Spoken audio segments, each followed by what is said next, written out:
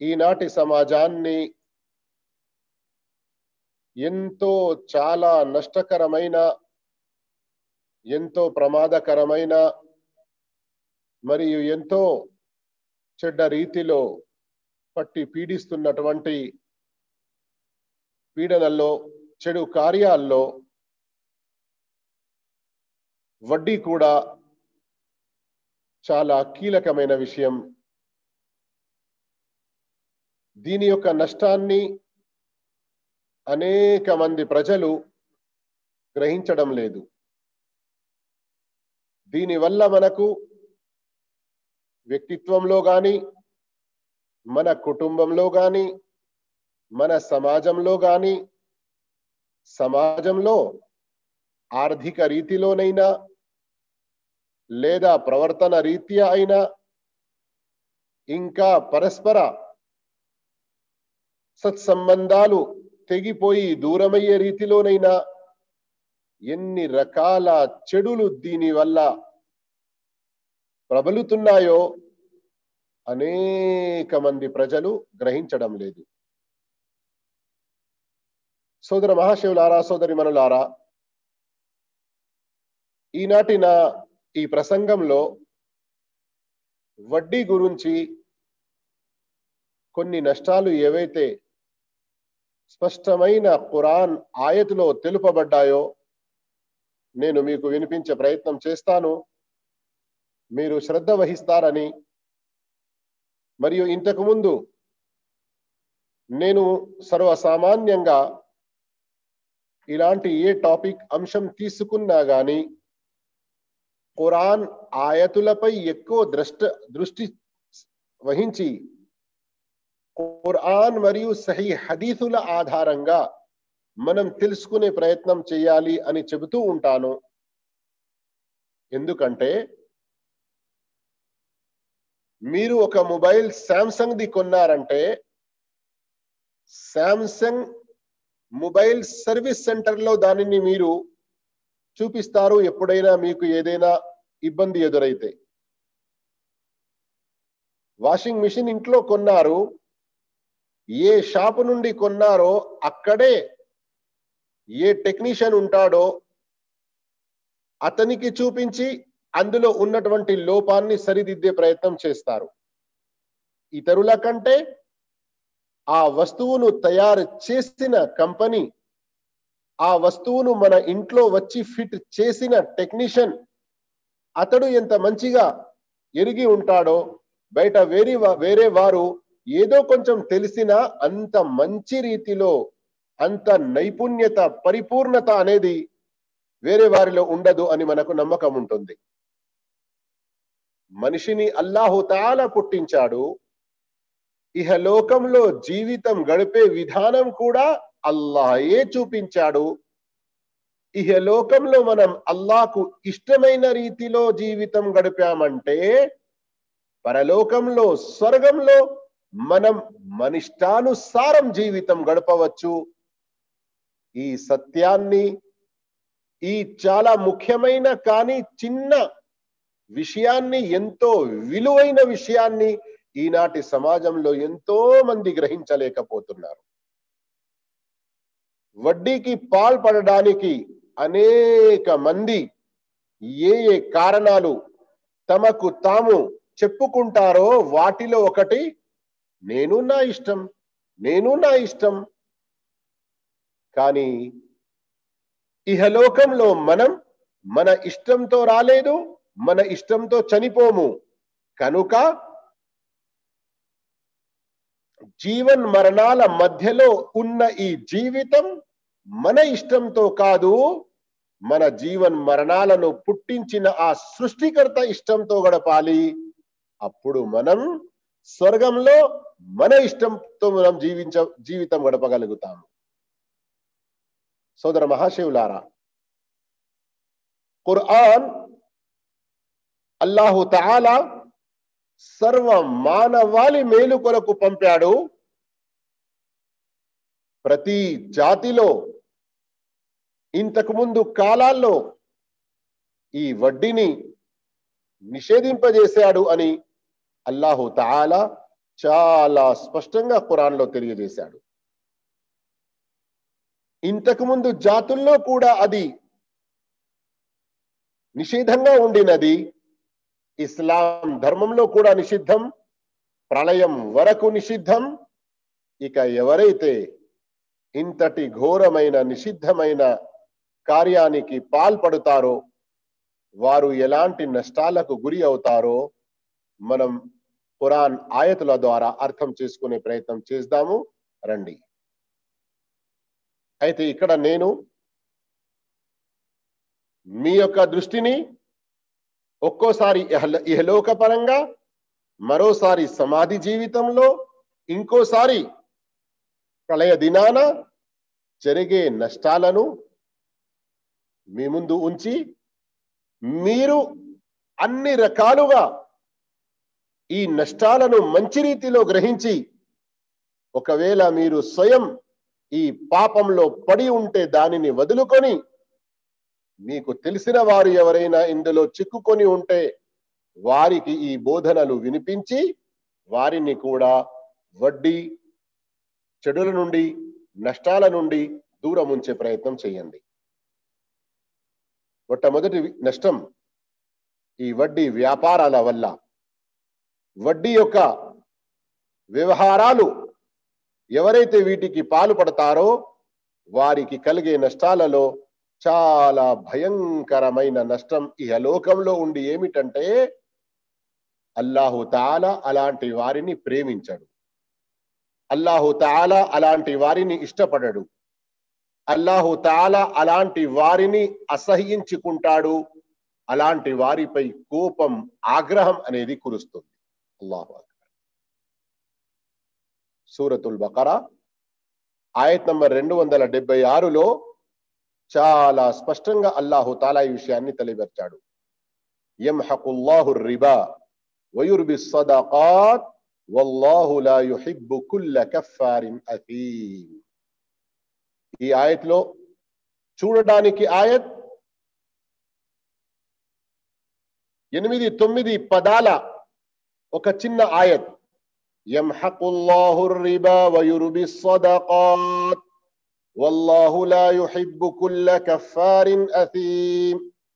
కానీ ఇందులో ఒక్కొక్క పదంలో ఒక్కొక్క మనకు బోధన ఉంది. విషయం గమనించండి, ఇక్కడ నేను చెప్పింది వల్లాహు లా యుహిబ్, అల్లా ఇలాంటి వారిని ఇష్టపడడు, ప్రేమించడు. ఎవరైతే వడ్డీ వ్యాపారాలు చేస్తారో, ప్రజల నుండి వడ్డీ తింటారో,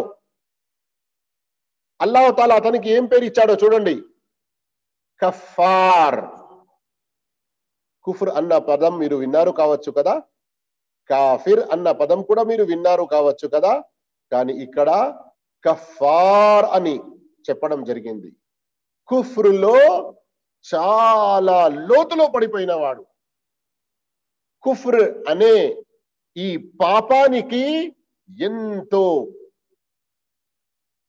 దూరంలో, నష్టంలో, ఎంతో చెడుగా అతను అందులో లీనమై ఉన్నాడు అని.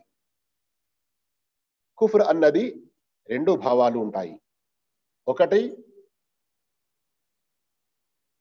కృతజ్ఞత చెల్లించకపోవడం, థ్యాంక్స్ చెప్పుకోకపోవడం, నా శుక్రీకరణ అని ఏదైతే ఉర్దూలో అంటారో దానికి తెలుగులో మరో పదం కృతజ్ఞత, ఈ భావం కూడా వస్తుంది. రెండో భావం కుఫ్ర్, సత్య తిరస్కారం, ఇస్లాంను, విశ్వాసాన్ని, విశ్వాస మార్గాన్ని త్యజించడం, తిరస్కరించడం. మరి వడ్డీ వ్యాపారాలు చేసేవారు, ప్రజల నుండి వడ్డీ తీసుకొని తినేవారు కాఫిర్లైపోతారా? చూడండి, ఒకవేళ దీనిని హరాం అని భావించి వారు వడ్డీ తింటూ ఉండేది ఉంటే, ప్రజలకు అప్పు ఇచ్చి వారి నుండి వడ్డీ తీసుకుంటూ ఉండేది ఉంటే, ఇది సత్య తిరస్కారం, ఇస్లాం నుండి బహిష్కరణకు కారణం కాదు. కానీ ఇది ఎంత భయంకరమైన, చండాలమైన నాశుక్రి, కృతజ్ఞత అంటే అల్లాహ్ అతనికి ఏ ధనం, ఏ సొమ్ము, ఏ డబ్బు ఇచ్చాడో దానితో తన లాంటి మానవులకు సేవ చేసి వారికి సహకారం చేసి అల్లాహ్ వద్ద ఎంతో గొప్ప లాభం పొందేదానికి బదులు అతను వారికి డబ్బు అప్పుగా ఇచ్చి వారిని బాధించి వారి నుండి ఇంకా వడ్డీ తీసుకుంటున్నాడా? ఇదే అసలైన కృతజ్ఞత. కానీ ఒకవేళ అతను ఈ వడ్డీ తినడం నిషేధం భావించకుంటే, ఖురాన్ హదీసుల్లో ఏ నిషేధం అని వచ్చి ఉందో దాన్ని అతడు స్వీకరించకుంటే, అరే లేదయ్యా వడ్డీ కూడా వ్యాపారం లాంటిదే, ఒక సొమ్ము మనం అమ్మి 10 రూపాయలకు కొని 20 రూపాయలకు అమ్ముతలేమా? అలాగే నేను 10 రూపాయలు అప్పుకు ఇచ్చి 11 రూపాయలు 15 రూపాయలు తీసుకుంటాను, దాంట్లో ఏంటి పాపం? ఈ విధంగా దానిని హలాల్ చేసుకుంటే అతడు కాఫిర్ అయిపోయే ప్రమాదం. రెండవ నష్టం ఈ ఆయతులో గమనించండి. వడ్డీ తీసుకునేవారు ఈ ఆయతులో అల్లాహ్ ఇచ్చినటువంటి రెండో నష్టం తెలుసుకోవాలి. అసీం, అతడు చాలా పాపాత్ముడు, చాలా ఘోరమైన పాపాత్ముడు. ఖురాన్ లో అల్లాహు తాలా అసీం అన్న పదం సూరతుల్ ముద్దస్సిర్ లో సూరత్ ఖాఫ్ లో, అలాగే ఇంకా వేరే కొన్ని సందర్భాల్లో ఏదైతే దీనిని ప్రస్తావించాడో అక్కడ చూడండి మీరు. ఇక్కడ అసీం పాపాత్ముడు అని ఎందుకు చెప్పడం జరిగిందంటే, అతడు ధన పరంగా, ప్రవర్తన పరంగా, సామాజిక పరంగా ప్రజలకు ఏ నష్టం చేకూరుస్తున్నాడో, అప్పు ఇచ్చి అతను ఏ సహాయ సహకారాలు అందించాలో అలా చెయ్యకుండా ప్రజలను ఏదైతే పీడిస్తున్నాడో దానికి కారణంగా అతడు చాలా పాపాత్ముడైపోతున్నాడు. ఇంకా సోదర మహాశివులారా, ఇదే ఆయతలో అల్లాహు తఆలా మూడో నష్టం ఏం తెలిపాడో తెలుసా? యమ్హకు, అల్లాహు తఆలా వడ్డీ యొక్క రూపు మాపేస్తాడు. వడ్డీని అల్లాహు తఆలా పెరగనివ్వడు. ఎందుకంటే చూడడానికి ఇది 4 డబ్బులు వస్తున్నట్లుగా కనబడుతుంది, కానీ ప్రజలకు నష్టం చేకూరుస్తుంది గనక, ఇబ్బందిలో ఉన్న వారిని ఆదుకోవడానికి బదులుగా వారిని పీడించడం జరుగుతుంది గనక అల్లాహు తాలాకు ఇది ఎంతో అయిష్టమైన, అసహ్యమైన, అల్లాహ్ రబ్బుల్ ఆలమీన్ కోపానికి, ఆగ్రహానికి గురి తెచ్చే విషయం. 4 నష్టాలు చూశారు కదా ఇప్పటి వరకు. అల్లాహ్ ఇష్టపడడు, అతడు కృతజ్ఞతకు పాల్పడినవాడు లేదా సత్య తిరస్కారానికి పాల్పడిన వాడవుతాడు, మరియు పాపాత్ముడవుతాడు, మరియు వడ్డీ తీసుకునేవాడనుకుంటాడు నా దగ్గర డబ్బు పెరుగుతుంది. అల్లాహ్ అంటున్నాడు యమ్హక్, అది తరుగుతుంది, అది నశించిపోతుంది. ఈ యమ్హక్ అన్న పదాన్ని మీరు చాలా మంచి రీతిలో గుర్తుంచుకోండి.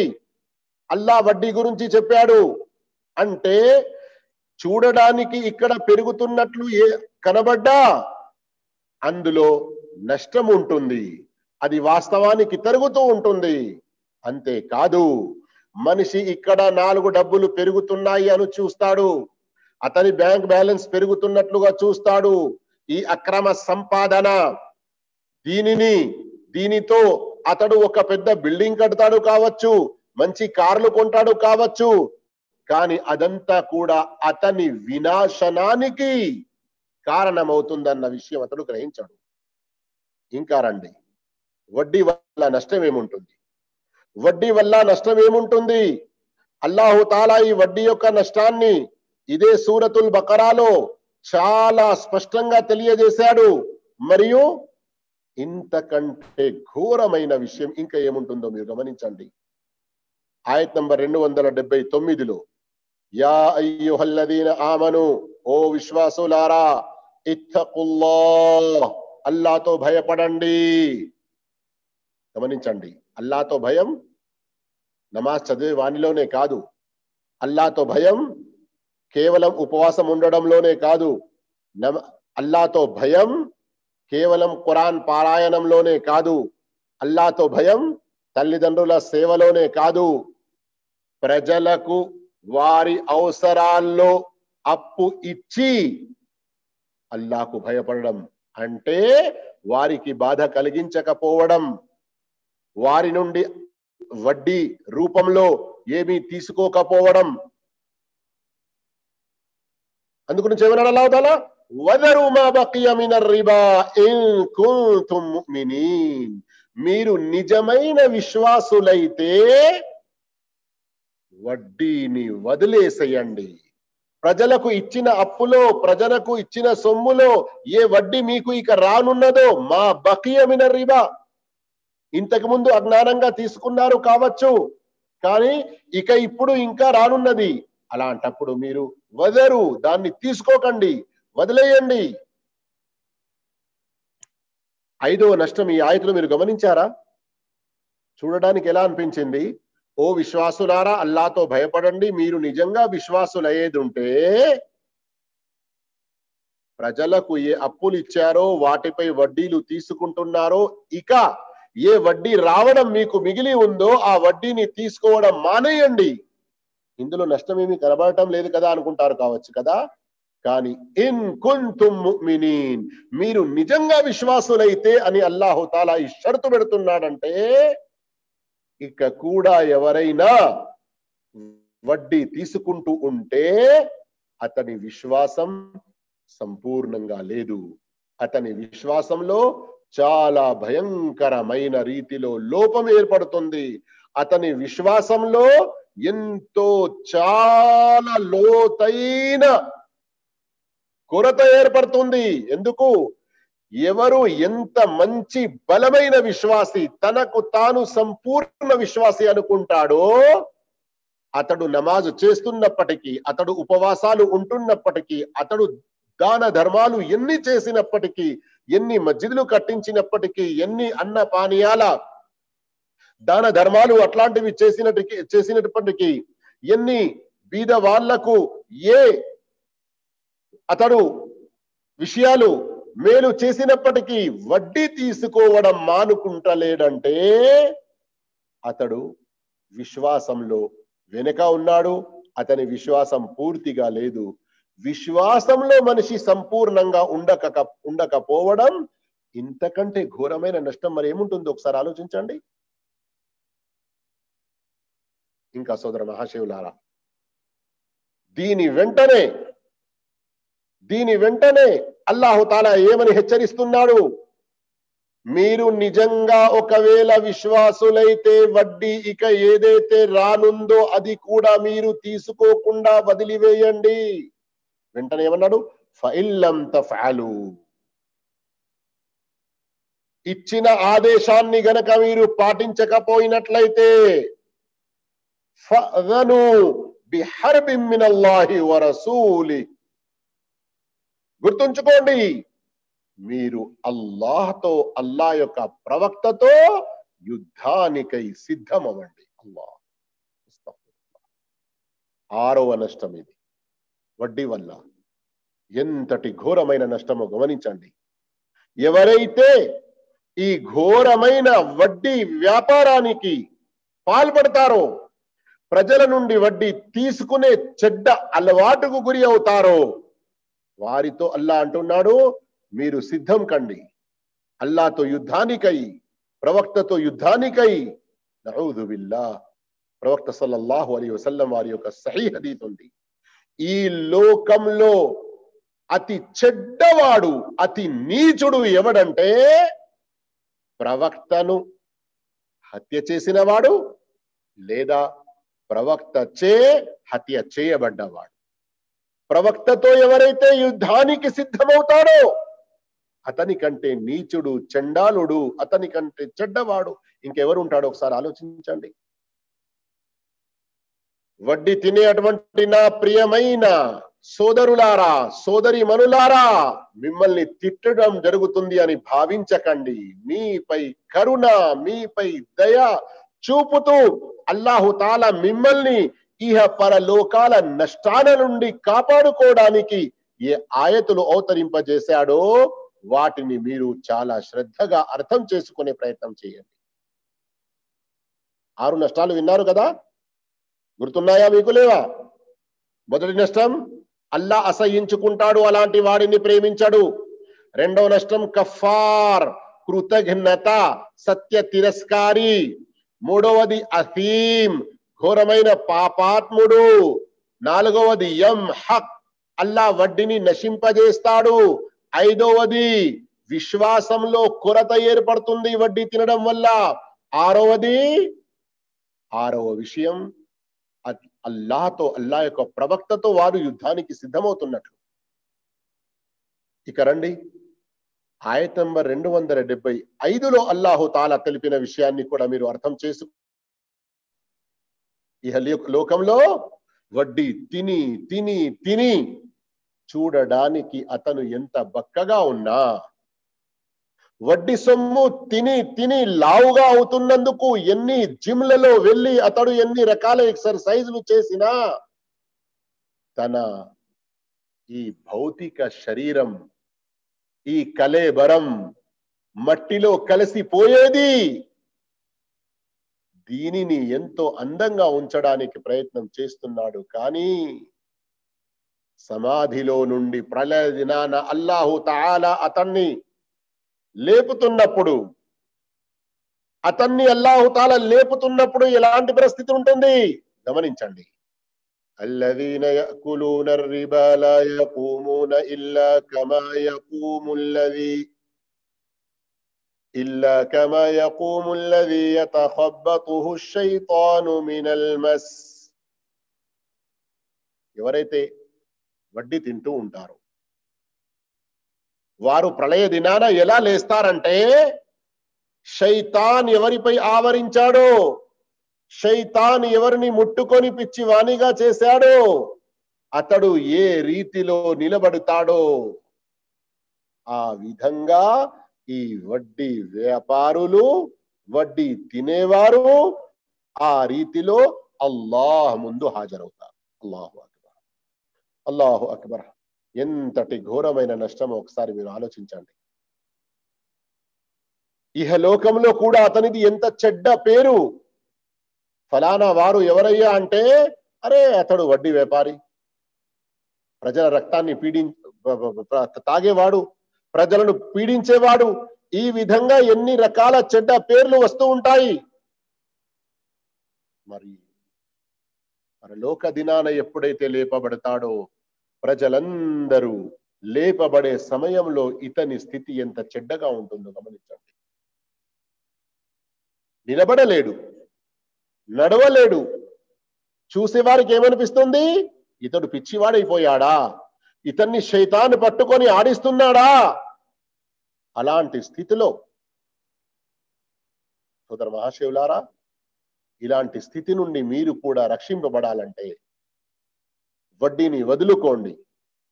ఎవరైతే వడ్డీని వదులుకుంటారో అల్లాహు తాలా ఇంతకు ముందు వారు వడ్డీ తిని ఏ పాపం చేశారో ఆ పాపాలన్నిటినీ మన్నించే వాగ్దానం చేస్తున్నాడు. కానీ ఒకవేళ ఆ వడ్డీ నుండి వీరు తమను తాము రక్షించుకోలేదంటే, ఈ చెడ్డ అలవాటును వదులుకోలేదంటే అల్లా ఎలాంటి హెచ్చరిక ఇస్తున్నాడో 7వ నష్టం విన్నారు మీరు. సమాధుల నుండి ఎలా లేపబడతారో. ఇక 8వది ఇదే ఆయత చివరిలో ఉంది. ఫౌలాయిక అస్హాబున్ నారి హుం ఫీహా ఖాలిదూన్. వారే నరకవాసులు, నరకంలో శాశ్వతంగా పడి ఉంటారు. చూసారా ఈ ఆయతలో ఎంత ఘోరమైన హెచ్చరిక ఇవ్వడం జరిగింది. ఇది వడ్డీ తినే వారికి మనం చెప్పుకునే ఈ క్రమంలో 8వ నష్టం. ఖాలిదూన్. ప్రజలు అడుగుతారు, నరకంలో ఎల్లకాలం శాశ్వతం సదా ఉండేవారు అవిశ్వాసులు కదా, మరి వడ్డీ తినేవాడు అవిశ్వాసి కాడు అని ఇంతకు ముందే ప్రస్తావన వచ్చింది, మరి శాశ్వతంగా ఎందుకుంటారు? అయితే ఇంతకు ముందు ఏ ప్రస్తావన అయితే మేము చేశామో అక్కడ మీరు శ్రద్ధగా విననట్లున్నారు. కఫార్ అన్న పదం ఏదైతే వచ్చిందో అక్కడ వివరించాము. వడ్డీ తీసుకునేవాడు వడ్డీని హరాంగా భావించి అతడు ఒకవేళ వడ్డీ తీసుకుంటున్నాడంటే ఘోరమైన పాపాత్ముడు, అల్లాతో యుద్ధం చేయడానికి సిద్ధమైన వాడు, ప్రవక్తతో యుద్ధం చేయడానికి సిద్ధమైన వాడు, ఇంకా ఎన్నో రకాల నష్టాలున్నాయి. కానీ కాఫిర్ అయిపోయాడు అని అనలేము. కానీ ఎప్పుడైతే అతనికి ఆయతులు వినిపించడం జరుగుతుంది, ప్రవక్త వారి హదీసులు వినిపించడం జరుగుతుంది, కానీ అతను వీటిని నమ్మకుండా వీటిని తిరస్కరించి అరే అంతగా ఏం లేదులే అండి, ఈనాటి కాలంలో వడ్డీ లేకుంటే ఎవడు బతుకుతాడు, ఈ విధంగా అల్లా ఆయతులను, ప్రవక్త హదీసులను, వడ్డీ నిషిద్ధతను తిరస్కరిస్తే అతడు కాఫిర్ అయిపోతాడు. అలాంటి వారు మరి శాశ్వతంగా ఉంటారు. సంక్షిప్తంగా మనం చెప్పుకోవాలంటే 8వ నష్టం వడ్డీ తీసుకునే వారిది. వడ్డీ తీసుకునే వారి కొరకు జరిగే 8వ నష్టం, వారు శాశ్వతంగా ఆ నరకంలో పడి ఉంటారు అని అల్లాహు తాలా చాలా స్పష్టంగా హెచ్చరించాడు. ఇంకా సోదర మహాశివులారా, వడ్డీ యొక్క నష్టాలను, వడ్డీ యొక్క పీడ ఏదైతే ఉందో దానిని మనం ప్రవక్త మహానీయ ముహమ్మద్ సల్లల్లాహు అలైహి వసల్లం వారి హదీసుల ద్వారా కూడా అర్థం చేసుకోవడం చాలా చాలా అవసరం, చాలా చాలా అవసరం. మరికొన్ని ఆయతులు సూరత్ ఆల్ ఇమ్రాన్, సూరతు రూమ్, సూరతు నిసాలో ఏవైతే వచ్చి ఉన్నాయో వాటిని మనం సమయం ఉండేది ఉంటే తర్వాత మళ్ళీ ఇంకా తెలుసుకునే ప్రయత్నం చేద్దాము. ఇప్పటి వరకు నేను మీకు సూరతుల్ బకరాలోని ఆయత్ నంబర్ 275 నుండి 279 వరకు ఈ 4 ఆయతుల వివరణ మాత్రమే, అందులో ఉన్న వివరణ పూర్తిగా కాదు, కేవలం నష్టాలను మీకు గుర్తు చేశాను. ఇక రండి ప్రవక్త సల్లల్లాహు అలైహి వసల్లం వారి కొన్ని హదీసులు తెలుసుకుందాము. ఈ వడ్డీ తినే వారికి ఎలాంటి నష్టం కలుగుతుందో. అల్లాహు అక్బర్. సోదర మహాశయులారా, సహీ బుఖారీ హదీస్ నంబర్ 2766 ప్రవక్త మహానీయ ముహమ్మద్ సల్లల్లాహు అలైహి వసల్లం ఒక సందర్భంలో తెలిపారు, ఇజ్తనిబుస్ సబ్అల్ మూబికాత్, మిమ్మల్ని వినాశనానికి గురి చేసే 7 రకాల పాపాల నుండి చాలా దూరంగా ఉండండి. శ్రద్ధ వహిస్తున్నారా? గమనిస్తున్నారా మీరు నాతో పాటు? ప్రవక్త సల్లల్లాహు అలైహి వసల్లం వారి హదీస్ ఏముంది? ఇజ్తనిబు అస్సబ్అల్ మూబికాత్, మీరు మిమ్మల్ని వినాశనంలో పడవేసే 7 రకాల పాపాల నుండి. అరబీలో చెయ్యకండి అని చెప్పలేదు ప్రవక్త, ఇజ్తనిబు, వాటి దరిదాపులకు కూడా వెళ్ళకండి. ఎంత ఖురాన్ హదీసులలో ఎలాంటి బోధ ఉంటుందో మీరు గమనించండి. ఆ 7 ఒకటి ఏమిటి? వఅక్లుర్ రిబా, వడ్డీ తినడం. అల్లాహు అక్బర్. సమయం సరిపోదు వాటన్నిటిని కూడా ప్రస్తావించడానికి, కానీ ఆ 7 ఒకటి ఏంటి? ప్రవక్త సల్లల్లాహు అలైహి వసల్లం చెప్పారు, వఅక్లుర్ రిబా, వడ్డీ తినడం. ఇది మనిషిని వినాశనానికి గురి చేస్తుంది. ఈ హదీస్ వినాశనానికి గురి చేస్తున్న పాపాలకు మీరు దూరంగా ఉండండి. ఒకవేళ ఈ హదీస్ యొక్క ప్రాక్టికల్ మనం చూడాలనుకుంటే, వడ్డీ తినే వారి జీవితం ఏమైందో నా కళ్ళారా నేను ఎంతో మందిని నా చిన్న జీవితంలో చూశాను. వ్యక్తిగతంగా మనుషులలో, ఇక ప్రభుత్వ పరంగా దేశాల పరంగా ప్రపంచ పరంగా చూస్తే ఎన్నో దేశాలు దివాలియా హోగే అని ఏదైతే అంటారో వారి ఆర్థిక వ్యవస్థ మొత్తం చిన్న భిన్నమై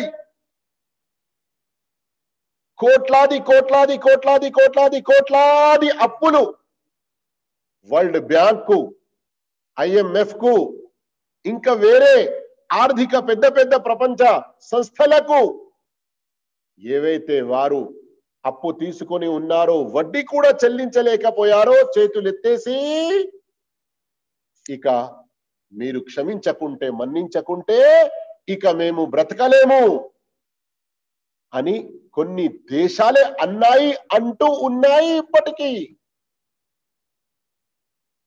మరియు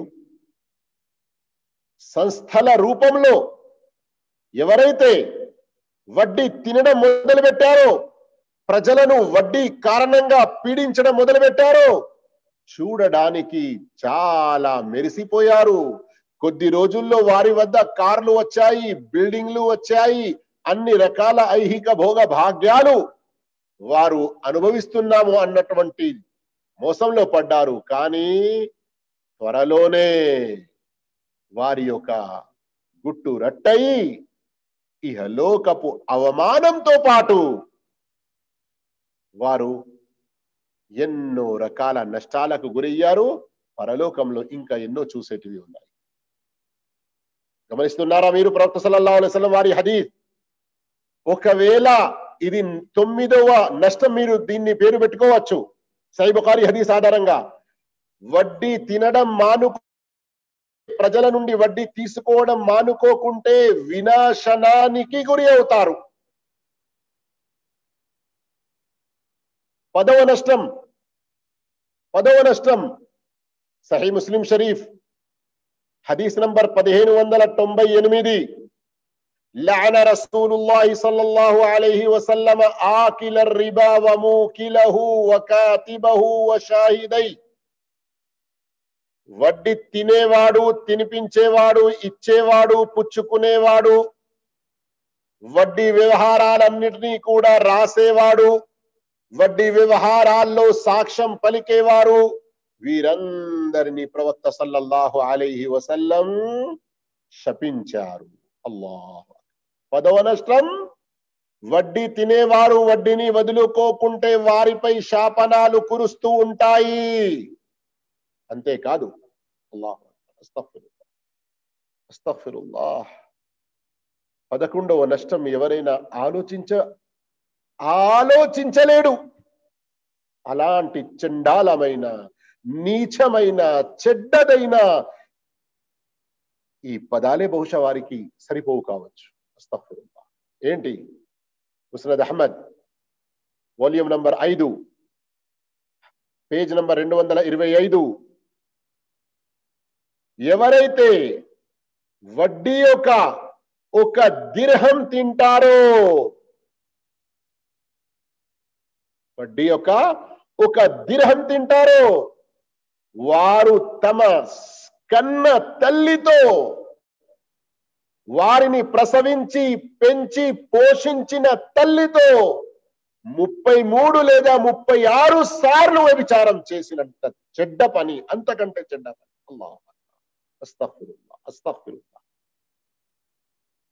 కన్న తల్లితో ఒక్కసారి వ్యభిచారం చేయడం దూరం, ఆలోచించడమే ఎంతో చెడ్డగా భావిస్తాం మనం.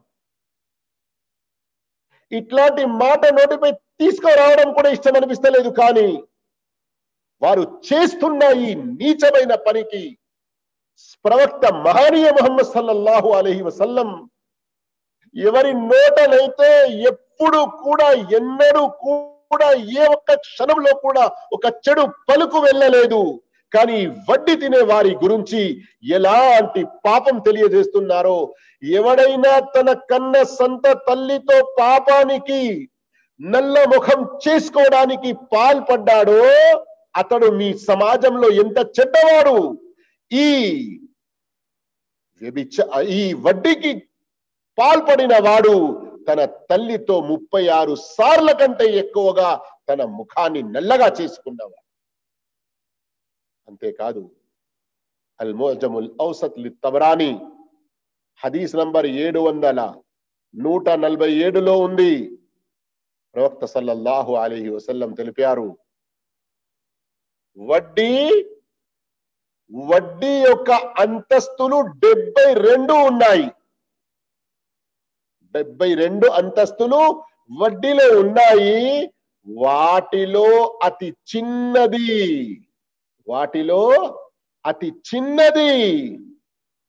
కన్న తల్లితో వ్యభిచారం చేసినట్లు. అంటే ఈ హదీస్ ద్వారా ఏమర్థమవుతుంది? వడ్డీ తినడం అనేది కన్న తల్లితో 72 సార్ల కంటే ఎక్కువగా చెడు చేసినట్లుగా. వడ్డీ యొక్క నష్టాన్ని గ్రహించండి. ఒక హదీసులో 33, ఒక హదీసులో 36, ఇంకో హదీసులో 72. ఇదేంటి హదీసులు విరుద్ధం అన్నటువంటి చెడు ఆలోచనల్లో పోకండి.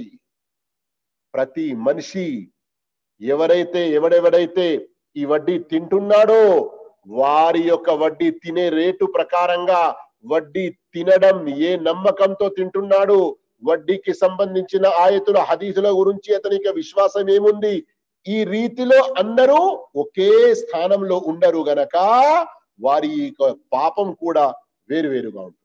అస్తగ్ఫిరుల్లాహ్. అల్లాహు అక్బర్, అల్లాహు అక్బర్. వడ్డీ తినేవారు, మీ తల్లిని మీరు నిజంగా గౌరవిస్తున్నారంటే ఇకనైనా ఈ చెడు పాపాన్ని వదులుకోండి.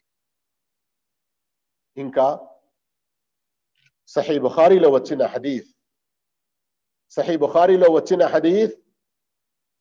హదీస్ నంబర్ 7047. అందులో ప్రవక్త సల్లల్లాహు అలైహి వసల్లం ఒక సంఘటన తెలియజేస్తున్నారు. అక్కడ సమాధి శిక్షలో ఎవరికైతే శిక్షలు ఏ రకంగా జరుగుతున్నాయో ఆ వివరాలు తెలిపారు. వాటిలో ఒకరికి జరుగుతున్న శిక్ష ఏంటి? ఒక మనిషి రక్తపు నదిలో ఈతాడుతున్నాడు. భరించలేక దుర్వాసనను, ఆ శిక్షను, అక్కడి యొక్క అవస్థ బాధను భరించలేక ఎంత తొందరగా గట్టెక్కితే అంత మంచిదని భావించి తీరాన వస్తాడు. గట్టెక్కి పైకి రావాలి అని అనుకుంటాడు. కానీ అక్కడ గట్టు మీద దైవదూత ఒక రాయి తీసుకొని ఉన్నాడు. అతడు దగ్గరికి వచ్చిన వెంటనే ఈ దైవదూత ఆ రాయి తీసుకొని అతని ముఖం మీద కొడతాడు. ఆ దెబ్బకు మళ్ళీ అతను చాలా దూరం లోపలికి వెళ్ళిపోతాడు. అలాగే ఇంకా ఈతాడుకుంటూ మళ్ళీ గట్టు దగ్గరికి వస్తాడు. మళ్ళీ ఆ దైవదూత కొడతాడు. ఇదే విధంగా అతనికి శిక్ష జరుగుతూనే ఉంటుంది. ఎవరికి ఈ శిక్ష? ఇంతటి చెడ్డమైన దుర్వాసన అయిన ఈ రక్తపు నదిలో ఈతాడుతూ గట్టు మీదికి రావాలి అనుకుంటున్నాడు, కానీ రానివ్వడం లేదు దైవదూతలు. ఈ శిక్ష ఎవరికి? ఎవరైతే వడ్డీ తీసుకుంటారో, వడ్డీ తింటారో అలాంటి వారికి అని చెప్పడం జరిగింది. గమనించారా? ఇది 12వ శిక్ష, 12వ నష్టం వడ్డీ తినే వారి గురించి.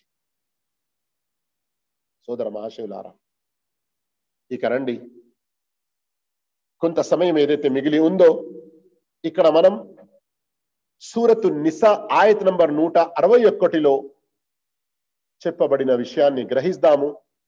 ఇందులో కొన్ని బోధనలు మన కొరకు కూడా ఉన్నాయి. అయితే నేను పూర్తి ఆయత్ చదివి వాటి యొక్క వివరణ చెప్పలేను, కానీ అందులో నుండి కొన్ని ముఖ్య విషయాలు. فبظلم من الذين هادوا حرمنا عليهم طيبات أحلت لهم وبصدهم عن سبيل الله كثيرا وأخذهم الربا وقد نهوا عنه.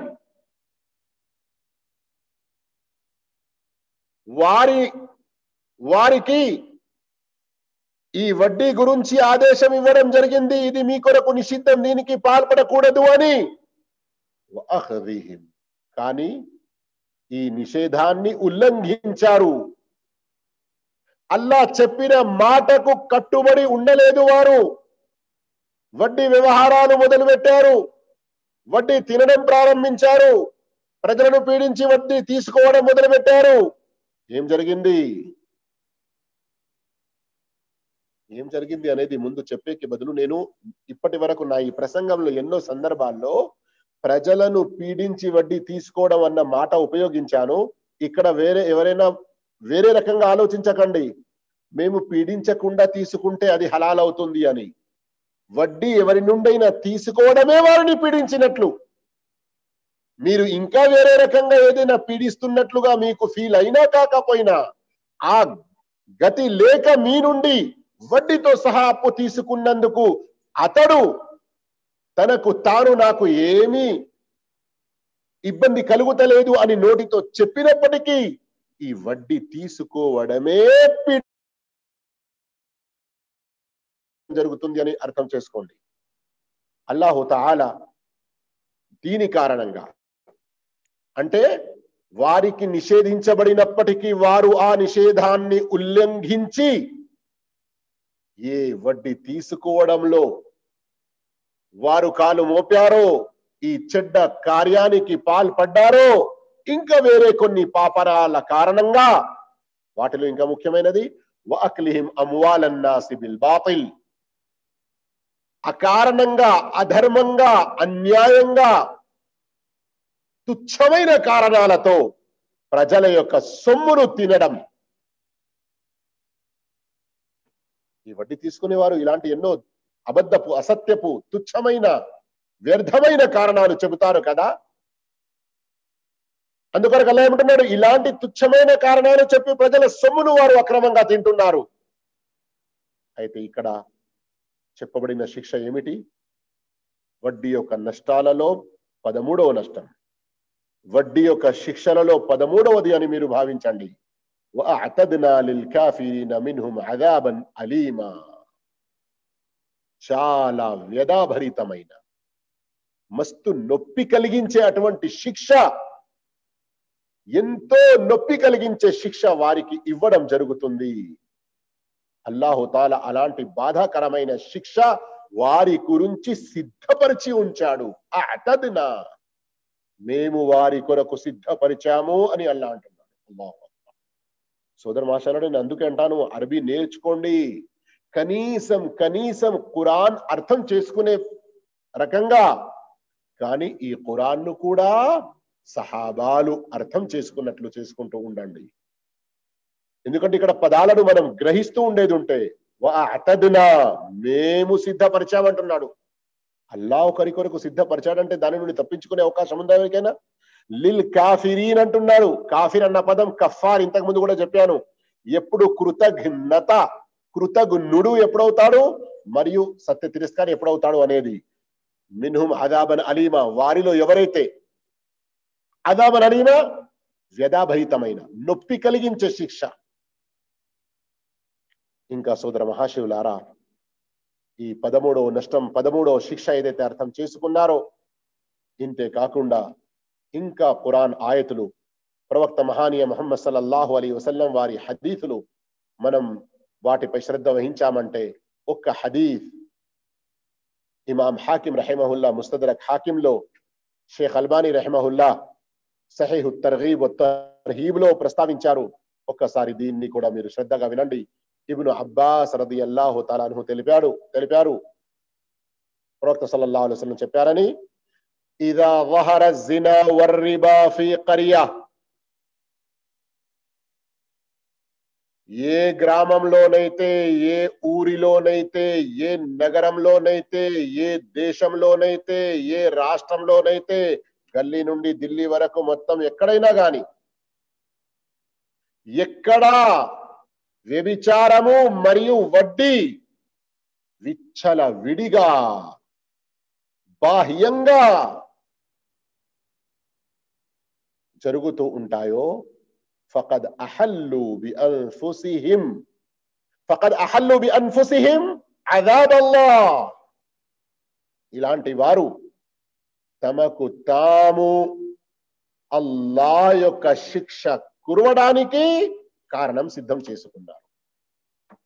ఇలాంటి వారు అల్లా యొక్క శిక్ష వారిపై కురవడానికి స్వయంగా మార్గాలు పరుచుకున్నారు. అల్లాహు అక్బర్, అల్లాహు అక్బర్. ఎంత ఘోరమైన నష్టమో గమనించండి సోదర మహాశివులారా. ఇలాంటి ఈ భావంలో మరొక ఉల్లేఖన సహీహు తర్గీబ్లో వచ్చి ఉంది. లా తజాలు ఉమ్మతి బిఖైరిన్ మా లం యఫ్షు ఫీహిం వలదు జినా ఫఇదా ఫషా ఫీహిం వలదు జినా ఫఔషక అన్ యఉమ్మహుముల్లాహు బిఅజాబ్. వినండి, గమనించండి. ఎక్కడైతే వ్యభిచారం అనేది పెరిగిపోతూ ఉంటుందో, అక్రమ సంతానాలు ఎక్కువ అవుతూ ఉంటాయో, అలాంటి చోట అల్లా యొక్క శిక్ష అనేది కురుస్తుంది. అందుకొరకు చాలా జాగ్రత్తగా ఉండండి, చాలా జాగ్రత్తగా ఉండండి సోదర మహాశివులారా. ఈ భావంలో వచ్చిన హదీసులు చెప్పుకుంటూ పోతే, ఈ భావంలో వచ్చిన హదీసులు మనం తెలుసుకుంటూ పోతే ఎన్నో హదీసులు ఉన్నాయి. కానీ ఇప్పటి వరకు నేను ఖురాన్ హదీసుల ఆయతుల ఆధారంగా సుమారు 13 రకాల నష్టాలు ఏవైతే తెలియజేశానో, కనీసం వాటిని అర్థం చేసుకున్నామంటే ఇన్షా అల్లాహ్ ఇలాంటి పాపాన్ని వదులుకోగలుగుతాము. ఇంకా అల్లా యొక్క శిక్ష మనపై వ్యక్తిగతంగా గాని, లేదా సామాజికంగా గాని, లేదా సామూహికంగా గాని ఏమాత్రం పడకుండా మనం జాగ్రత్తగా ఉండగలుగుతాము. ఒకవేళ ఇప్పటికైనా గాని ఇలాంటి హదీసులను విన్న తర్వాత, ఇలాంటి ఆయతులను విన్న తర్వాత మనం ఈ చెడు కార్యం నుండి దూరం కాకపోతే గమనించండి, ఇహలోక శిక్షలు, సమాధి శిక్షలు, పరలోక శిక్షలు చాలా చాలా మనల్ని ఎదురు చూస్తూ ఉన్నాయి. మరియు ఒక రెండు హదీసులు సంక్షిప్తంగా చెప్పి నేను నా మాటను ముగిస్తాను. సర్వసామాన్యంగా మనిషి తన మనోవాంఛలకు గురి అయి లేదా శైతాన్ వలలో చిక్కిపోయి ఏ తప్పుడు భావానికి, భ్రమానికి గురి అవుతాడంటే, వడ్డీలోనైతే చాలా లాభం కనబడుతుంది, డబ్బు పెరుగుతున్నట్లు కనబడుతుంది. మనం బ్యాంకులో పెడతాము 1 లక్ష, 5 సంవత్సరాల తర్వాత 10 లక్షలు దొరుకుతాయి. 12 సంవత్సరాల తర్వాత బిడ్డ పెళ్లికి ఎదిగే వరకు ఇంకా అంత డబ్బు, ఇంత డబ్బు ఎక్కువగా వస్తుంది, డబ్బు పెరుగుతుంది అని చూస్తారు. కానీ మీరు రెండిట్లో ఏదైనా ఒక నిర్ణయం చేసుకోండి. ప్రవక్త మాటను సత్యంగా నమ్ముతారా? మీ కళ్ళకు కనబడే అబద్ధపు విషయాన్ని సత్యంగా నమ్ముతారా? మీరు ఒకవేళ నిజమైన విశ్వాసులై ప్రవక్త యొక్క మాటను సత్యంగా నమ్ముతూ ఉండేదుంటే, సహీ హదీసులో వచ్చి ఉంది, సహీహు తర్గీబ్ 1863 హదీస్ నంబర్, మా అహదున్ అక్తర మినర్ రిబా ఇల్లా కాన ఆకిబతు అమ్రిహి ఇలా కిల్లా. ఎవరైతే ఎంత ఎక్కువ వడ్డీ తీసుకుంటూ చాలా పెరుగుతుంది, అక్తర చాలా పెరుగుతుంది, చాలా పెరుగుతుంది అని భ్రమలో పడిపోతాడో, ఇల్లా కాన ఆకిబతు అమ్రిహి ఇలా కిల్లా, కానీ దాని యొక్క పర్యవసానం అధికంగా ఉండదు. దాని యొక్క పర్యవసానం ఏంటి? చాలా నష్టంలో పడిపోతాడు, వినాశనానికి గురి అవుతాడు. అది ఎక్కువ కాదు.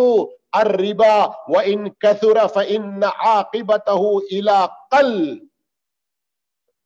చూడడానికి వడ్డీ ఎంతో ఎక్కువగా కనబడ్డా దాని యొక్క రిజల్ట్ తక్కువగానే ఉంటుంది. దాని యొక్క పర్యవసానం అతి తక్కువగా ఉంటుంది. మనిషి దాని యొక్క చివరి గమ్యం, చివరి స్థానం ఏదైతే చూస్తాడో అతనికి ఏ ప్రయోజనం ఉండదు. కావాలంటే ఇప్పుడు ఈ స్థితిలో నేను పెద్ద పెద్ద ఆస్తి పరుల కోట్లాది కోట్లు బ్యాంక్ బ్యాలెన్స్ చేసుకొని ఉన్నటువంటి కుబేరులు అని అంటాము కదా, వడ్డీలతో ఏదైతే వారు అల్లా యొక్క వడ్డీ గురించి, అల్లా యొక్క ఆదేశాలను చెలగాట ఆడారో వారి యొక్క పరిస్థితి ఏమైంది? పేపర్లలో వచ్చిన న్యూస్ లో వచ్చిన మీరు కూడా కని విని ఉండవచ్చును, కానీ దానిని గుర్తు చేసుకొని ఇబ్రత్ గుణపాఠం నేర్చుకోవాలి. ఇక్కడ నా కళ్ళ ముందు ఒక వ్యక్తి ఎంతో సంపాదించాడు, నేను నా కొడుకు రైల్వేలో చాలా మంచి ఉద్యోగం ఇప్పించాను, నా కొడుకు కొరకు ఎంత పెద్ద బిల్డింగ్ కట్టానో తెలుసా అని విర్రవీగేవాడు. కానీ అస్తగ్ఫిరుల్లాహ్, అల్లా అలాంటి పరిస్థితి ఎవరిని తీసుకురాకూడదు. ఎంతో ఆనందంతో జీవితం ఇక గడుపుదాము ఆ ఇంట్లో. మంచి ప్రభుత్వ ఉద్యోగం ఉన్నటువంటి నా కొడుకు యొక్క నీడలో అతను ఆ ఇంటికి వెళ్తాడు.